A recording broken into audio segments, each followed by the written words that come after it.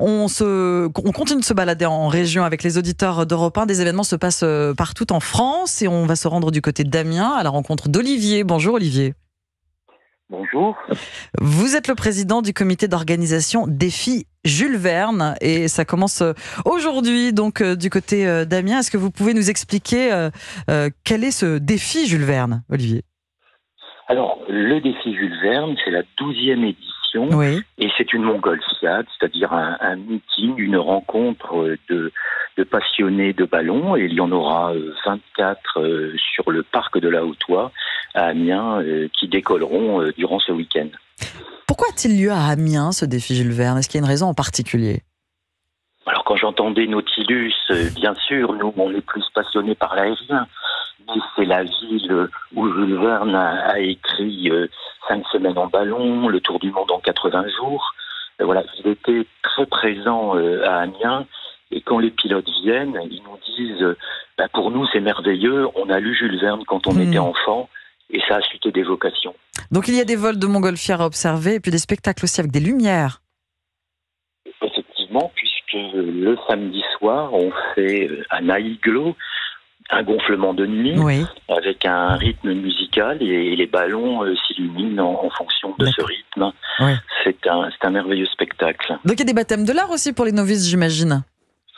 Oui, donc il y a un certain nombre de places qui ont été offertes au public gracieusement, et puis il y a également possibilité d'acheter des places sur le site internet pour ceux qui veulent voler et découvrir la Somme, Amiens, la cathédrale, vue du ciel. Oui, défi Jules Verne à Amiens, on vole donc, des animations sont prévues sur le sol aussi.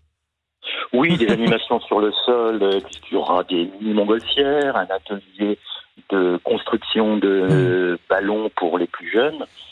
Et puis également, ce vendredi soir, la présence de Jean-Michel Verne, qui est l'arrière-petit-fils de Jules Verne, et qui forcément est un des plus passionnés des œuvres de son aïeul. Donc Thierry Frémont, vous interprétez l'alter ego de Jules Verne, on disait ça, votre personnage de Benoît dans la série Nautilus, libre inspiration de l'œuvre, c'est pas une adaptation littérale concernant la série Nautilus. Ils sont partis du discours de Nemo mourant dans l'île mystérieuse, où il raconte son passé de prince indien, et c'est de là-dessus qu'ils sont partis, parce que la série elle est originale pour ça, c'est qu'ils ont imaginé le début de l'aventure. C'est quoi le Nautilus ? C'est qui le Nautilus ? Qui l'a construit ? Pour qui ? Pourquoi ils sont en fuite parce que la série est une course-poursuite à travers le monde. Pourquoi ils sont en fuite comme ça ? C'est ce qu'ils ont imaginé, c'est ce qui la rend savoureuse pour moi cette série, c'est que c'est une création originale. La série Nautilus France 2 disponible sur France.tv.